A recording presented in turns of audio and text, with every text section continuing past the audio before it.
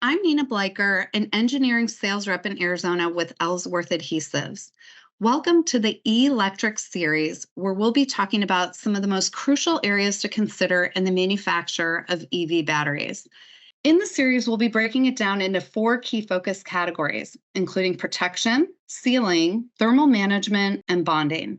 Anna Epley is one of the business development experts for the battery industry with H.B. Fuller, who will be joining me in this audiogram series. Welcome, Anna. So happy to be speaking with you about battery assembly. This industry is just exploding, but also has really highly specific demands and challenges to it.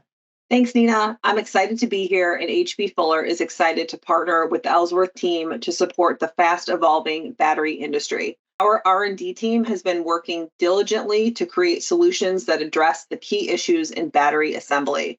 Our four pillars of products fall exactly into what you mentioned. That's going to be protection, sealing, thermal management, and bonding.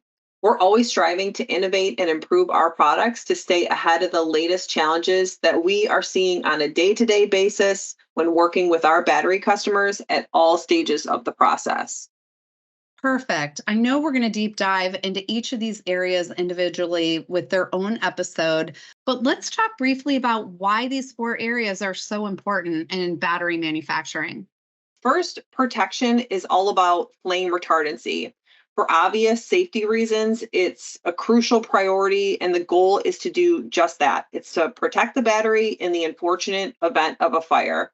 Sealing, here we're talking about sealing and protecting the battery pack from damaging moisture, humidity, and any type of environmental exposure that it would come into contact with. Our thermal management products focus on optimizing heat transfer between battery cells and cooling systems. So you really want to minimize the heat retention in the battery module and improve efficiency as much as possible. And then finally, bonding is all about creating structural strength, either within the battery or bonding parts together, like cells to the cold plate, for example.